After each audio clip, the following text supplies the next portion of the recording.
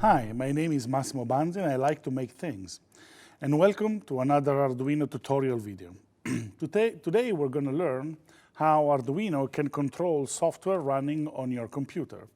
So we're going to be using a very simple circuit that you can see here, where we're going to be reading the position of a potentiometer and sending that data over the USB connection into your computer, where a small program written in the processing language is going to be used to change the color of the Arduino logo depending on the position of the potentiometer. So how does this work? Well, if you notice, the Arduino has two chips. One main processor here, which is the one that executes the code that you program in the Arduino IDE, and this other smaller square chip that lets the Arduino processor communicate with the USB bus over to the computer. So we're going to be using, for this project, something that's called serial communication, because the Arduino will send data over to the computer 1 bit at a time at a certain speed that we will define in software. And then the square chip that you see here will convert that into USB data that travels over to the computer. We have used serial communication in the past in order to visualize the data that comes from the Arduino board within the Arduino IDE. There is a button on the Arduino IDE called Serial Monitor. If you press that, a small window opens up, and then you can see all the data that comes from the Arduino board visualized scrolling down the small window. And then there is a little menu at the bottom that says normally 9600, and that's, for example, the speed of communication used by the Arduino to send the data. So the Arduino speed of sending and the Arduino speed and the Arduino IDE speed of receiving have to be the same in order to sort of keep the data readable. So in this case, we're going to be doing more with the data that comes into the computer. Instead of just visualizing it on the screen, we're going to be using another software to capture that data and use it to do something and control the software from the Arduino. To do this, we're going to be using the processing language. Processing is that was a major inspiration and one of the bases for developing Arduino.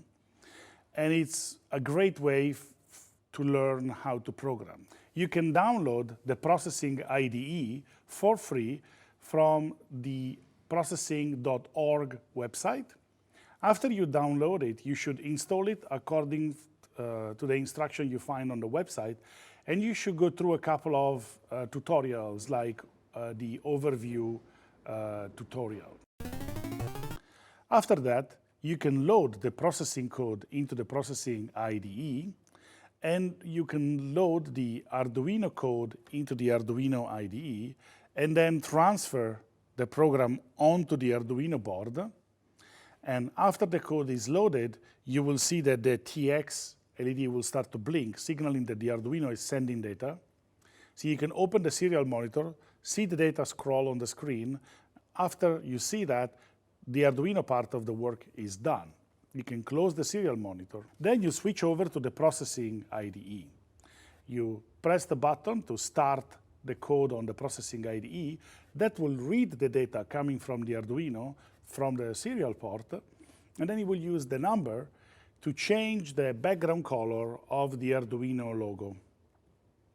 Now, we should go through the code and see in detail how the two different applications work.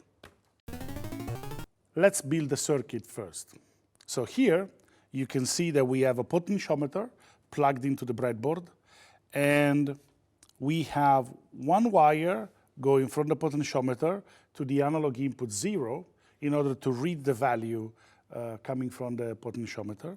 Then we have two wires connected to the potentiometer going to the plus and minus rail on the breadboard.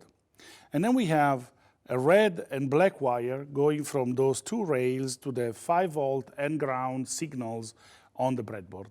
So when I change the position of the potentiometer, a corresponding voltage is coming out of this wire and going into the analog input 0.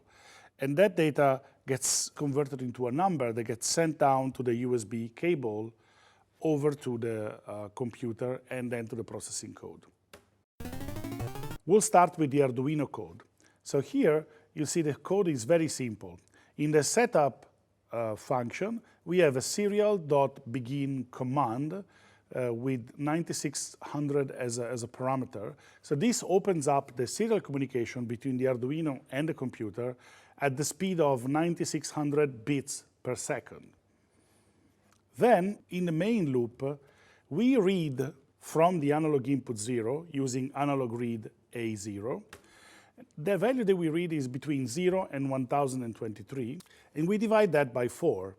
This is because serial.write, which is the function that we are using to send the data over to the computer, only accepts bytes that have a value that goes between 0 and 255 as a maximum value. So by dividing the result of analog read by 4, we go from a value that goes between 0 and 1023 to a value that goes between 0 and 255. So serial write sends the data from the Arduino onto the cable over to the computer. After that, we have a delay of 33 milliseconds just to avoid overloading the serial communication with too much data that can actually create some problem on some slower computers. So once the data is reaching the computer, then we have to explore what the processing code is doing in order to read that data and visualize it. So switching over to the processing code, at the beginning we have this import statement that imports the library called processing.serial. This one is the twin library of our serial.begin, sort of a serial library on Arduino. There is a corresponding serial library in processing that we are using to open the communication and read the data from the board. Then we have an object called serial that defines the serial port we want to use to communicate with Arduino. And then we define a p-image object called logo that will contain the logo image that we want to tweak. Finally, we have an integer value called bgcolor that starts off as 0 that defines the color of the background. So let's look at the setup function. At the beginning, we use color mode HSBC to define that the colors that we're going to specify later are using this HSBC convention. And you can read more about this in the processing documentation. Then we use the load image function to load the logo.png file into the logo object. Then the size function defines that the size of the processing output window is going to be the same as the size of the Arduino logo. Then here, there's a tricky part. There is a println statement that will print the list of all the serial ports that are present on your computer. This is because we need to know the name of the serial port in order to open the correct one. Now, for a strange number of reasons, on Mac, the Arduino board port is always the first one in the list.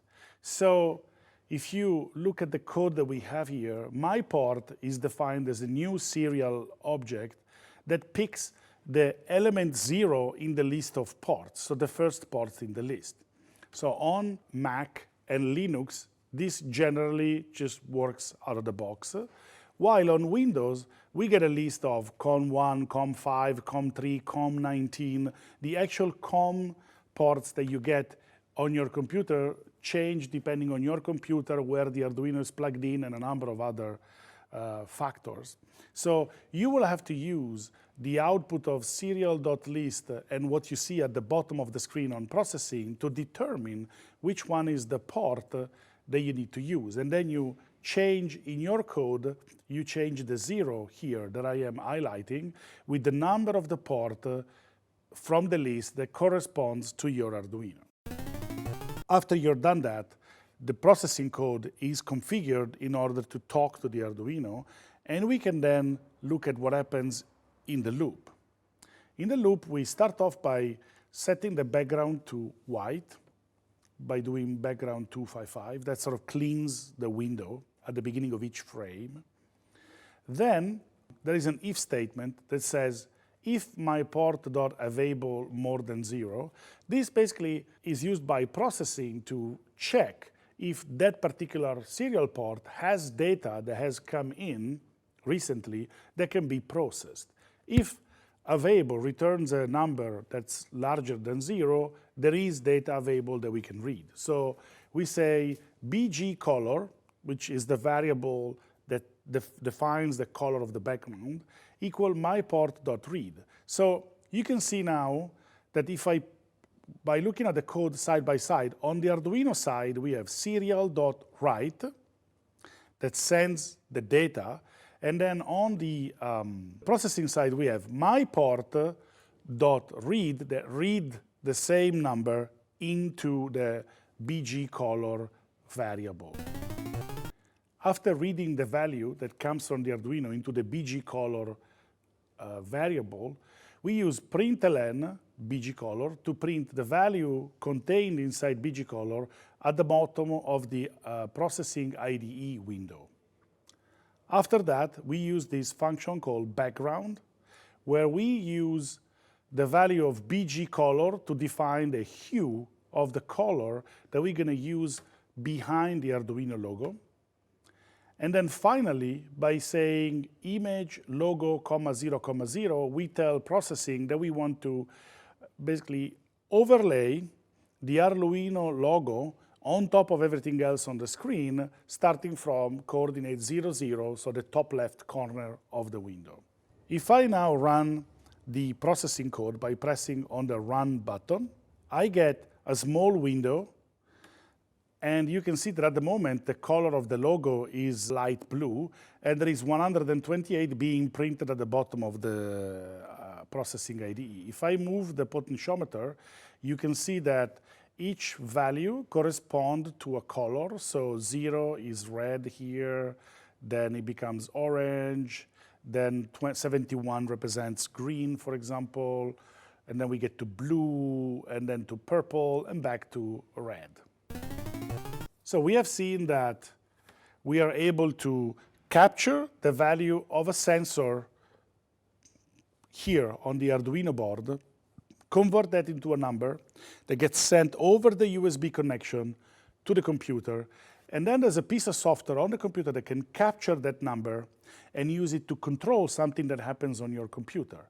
So now this new thing that you learned today opens up a huge amount of possibility, because there are literally dozens of softwares on your computer that can actually read data from the serial port. So anything that can read data from the serial port can be then controlled with your Arduino and circuits as simple as this. I hope you enjoyed the tutorial, and remember, you have to build it, hack it, and share it, because Arduino is you.